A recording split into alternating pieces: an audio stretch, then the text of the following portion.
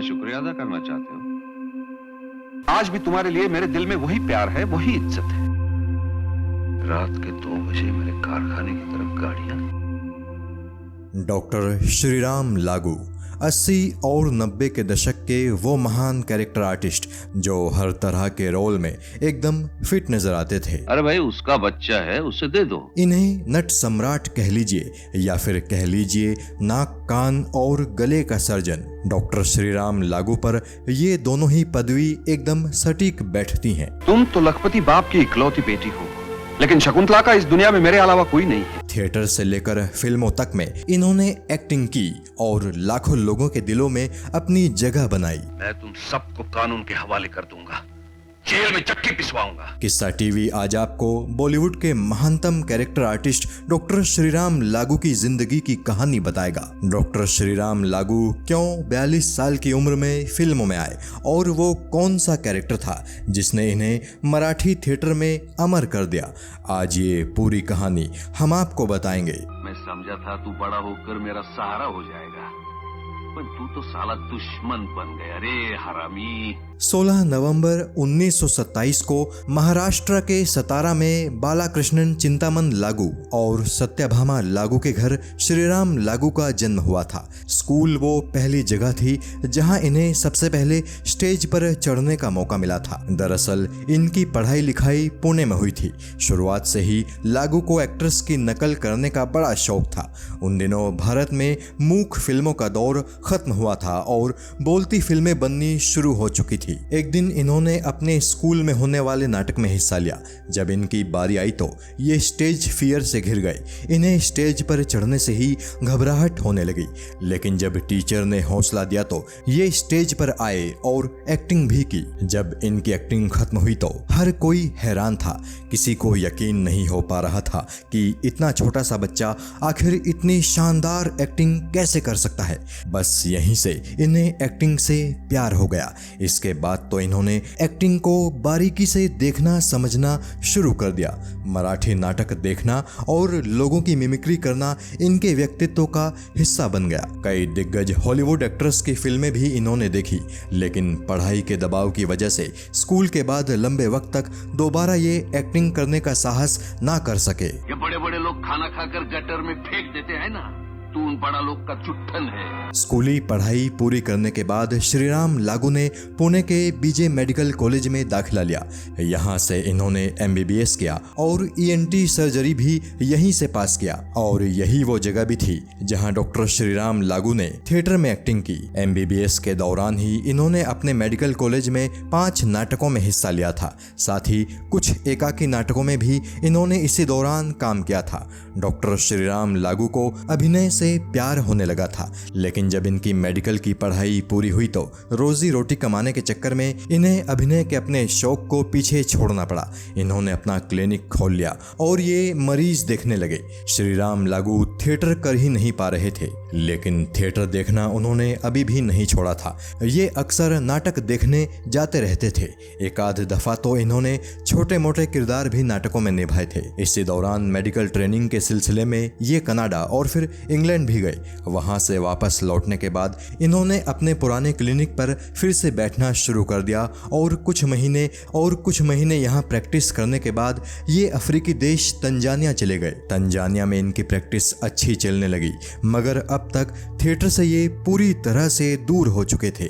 भले ही भारत में ये नाटकों में हिस्सा ना ले पा रहे हों, लेकिन कम से कम ये वहां पर नाटक देखने जरूर जाया करते थे। पर तंजानिया में इनका नाटक देखना भी छूट गया और इस बात से मन ही मन ये बड़े दुखी रहने लगे। डॉक्टर लागू के मन में बेचैनी बढ़ती जा रही थी। थिएटर उनका पैशन था और अपने पैशन को जीने की कोई उम्मीद उन्हें नजर नहीं आ रही थी। भारत से बहुत दूर तंजानिया में वो चाहकर भी थिएटर के लिए कुछ नहीं कर पा रहे थे। ऐसे में एक दिन डॉक्टर लागू ने एक फैसला लिया, एक बेहद कड़ा फैसला। फलक को जिद है जहाँ बिजलियां गिराने की, हमें भी जिद है वहीं आशिया बनाने की। तंजानिया में जब इनका दिल नहीं लगा तो ये भारत वापस लौट आए और भारत आकर इन्होंने डॉक्टरी छोड़कर फुल टाइम एक्टिंग करने का फैसला लिया। इठे ओशालाल मृत्यु नाम के एक नाटक से बतौर एक्टर इनका डेब्यू भी हो गया। कुछ और नाटकों में काम करने के बाद इन्होंने एक नाटक में वो किरदार निभाया जिसके बाद ये मराठी रंगमंच में हमेशा के लिए अमर हो गए। विष्णु वामन श्रीवतकर के नाटक नट सम्राट में इन्होंने लीड कैरेक्टर प्ले किया और उस नाटक को देखने वालों ने ये दावा किया कि श्रीराम लागू उस नाटक में एक्टिंग नहीं कर रहे थे बल्कि गणपत बेलवलकर के किरदार को जी रहे थे।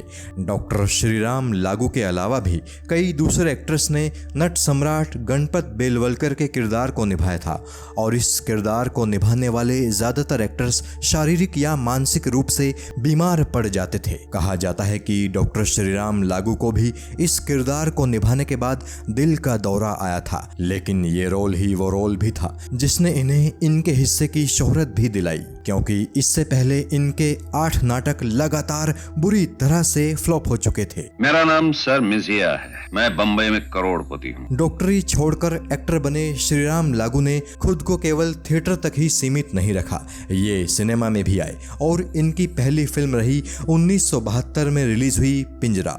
बेहतरीन म्यूजिक से सजी ये एक मराठी फिल्म थी। हालांकि इसे हिंदी में भी बनाया गया था, लेकिन इसका हिंदी वर्जन उतना कामयाब नहीं हो सका था जितना कि मराठी वर्जन हुआ था। हिंदी वर्जन में भी खुद डॉक्टर श्रीराम लागू ने ही एक्टिंग की थी और इस तरह ये फिल्म इनकी पहली हिंदी फिल्म भी रही। पिंजरा फिल्म एक और लिहाज से खास थी। ये फिल्म उन चंद फिल्मों में से एक थी जिनमें डॉक्टर श्रीराम लागू ने लीड भूमिका निभाई थी, क्योंकि अपने अधिकतर हिंदी फिल्मों में ये पिता या अंकल की भूमिका में ही दिखे। खुद डॉक्टर श्रीराम लागू भी इस बात से अच्छी तरह वाकिफ थे कि सिनेमा में देर से एंट्री लेने की वजह से इन्हें इसी तरह के किरदार मिलेंगे। अपने करियर में इन्होंने 150 से भी ज्यादा हिंदी फिल्मों में काम किया। एक पल, एक दिन अचानक, साजन बिन सुहागिन, इंसाफ का तराजू, इनकार, किनारा और घरौंदा इनकी कुछ प्रमुख फिल्में हैं। घरौंदा के लिए तो इन्हें film fair best supporting actor का अवार्ड भी दिया गया था। डॉक्टर लागू ने फिल्मों में ही नहीं टीवी सीरियल्स में भी काम किया और चूंकि ये रंगकर्मी थे तो इन्होंने नाटकों में काम करने के अलावा कई नाटकों का डायरेक्शन भी किया था। ये कुछ विज्ञापनों में भी नजर आए थे और इनके एक विज्ञापन पर विवाद भी हुआ था। दरअसल श्रीराम लागू मेडिकल प्रैक्टिस तो छोड़ चुके थे, लेकिन इनका डॉक्टरी लाइसेंस इनके पास था और ये कभी कभार मरीज देख लिया करते थे। एक बार इन्होंने एक च्यवनप्राश ब्रांड के विज्ञापन में काम किया और विज्ञापन में इनके काम करने से MCA यानी मेडिकल काउंसिल ऑफ इंडिया काफी खफा हो गई। MCA ने इनका लाइसेंस कैंसिल कर दिया, लेकिन डॉक्टर लागू को इससे जरा भी फर्क नहीं पड़ा। अपना लाइसेंस कैंसिल होने पर इन्होंने कहा था कि मुझे तब दुख होता अगर मुझे एक्टिंग करने से रोक दिया जाता। आप भी डाबर च्यवनप्राश अपनाइए, जिंदा दिली और तंदुरुस्ती पाइए। डॉक्टर श्रीराम लागू की निजी जिंदगी के बारे में बात करें तो इन्होंने एक्ट्रेस दीपा लागू से शादी की थी। उनसे इनके 3 बच्चे हुए, 2 बेटे और 1 बेटी। इनके बेटों के नाम हैं तनवीर लागू और आनंद लागू। वहीं इनकी बेटी का नाम है बिंबा कानितकर।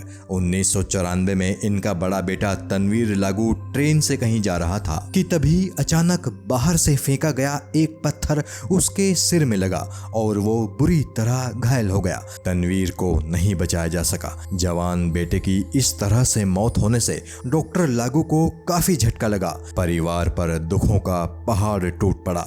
बेटे की याद में डॉक्टर श्रीराम लागू ने तनवीर अवार्ड शुरू किया और देश भर में थिएटर जगत में उत्कृष्ट कार्य करने वालों को ये सम्मान दिया जाने लगा। इनका दूसरा बेटा आनंद लागू अमेरिका में रहता है और वो एक मशहूर मोलिकुलर बायोलॉजिस्ट है। वहीं इनकी बेटी बिंबा कानितकर एक गायनोलॉजिस्ट है। यहाँ ये बात भी आप दर्शकों को बतानी जरूरी है कि अपने जमाने की दिग्गज अदाकारा रही रीमा लागू को अक्सर इनकी बेटी समझ लिया जाता है। ऐसा इसलिए क्योंकि इन दोनों का सरनेम एक जैसा ही है, लेकिन इन दोनों ही कलाकारों के बीच कोई रिश्ता नहीं है। अगर तूने उसे फंसाने की कोशिश की तो मैं तुझे और तेरे साथ तेरे मामा को भी स्टेट से बाहर निकाल दूंगा, समझी? डॉक्टर श्रीराम लागू केवल एक्टर ही नहीं थे, वो एक सामाजिक कार्यकर्ता भी थे और महाराष्ट्र अंधविश्वास निर्मूलन समिति से भी जुड़े थे। डॉक्टर श्रीराम लागू ने जब अपने एक आर्टिकल में खुद के नास्तिक होने की बात लिखी और कहा कि ईश्वर को रिटायर कर दिया जाना चाहिए, तो इस पर काफी विवाद हुआ था। इन्हें जान से मारने की धमकियां मिली थी, लेकिन ये कभी भी इस तरह की धमकियों से नहीं घबराए और आजीवन अपनी विचारधारा से जुड़े रहे। इन्होंने अपनी ऑटोबायोग्राफी भी लिखी थी जिसका नाम है लमाण। मराठी भाषा में लमाण का मतलब होता है किसी कुली जैसा मालवाहक। डॉक्टर श्रीराम लागू कहते भी थे कि एक्टर का काम होता है राइटर और डायरेक्टर के काम को अपने कंधों पर ढोकर दर्शकों तक पहुंचाना, इसलिए उन्होंने अपनी ऑटोबायोग्राफी का नाम लमाण रखा है। साल 1982 में रिलीज हुई हॉलीवुड मूवी गांधी में डॉक्टर श्रीराम लागू ने गोपाल कृष्ण गोखले का रोल निभाया था। इत्तेफाक से ये वही रोल था जो अपने बचपन में इन्होंने पहली दफा स्कूल में निभाया था और जब ये स्टेज फियर का शिकार हुए थे। नहीं सावित्री, ऐसा मत करो, सीखने दो उसे। 17 दिसंबर 2019 को कार्डियक अरेस्ट के चलते डॉक्टर श्रीराम लागू की मृत्यु हो गई। मौत के वक्त इनकी उम्र 92 साल थी। जिंदगी के आखिरी सालों में ये अपने पसंदीदा शहर पुणे में रहते थे।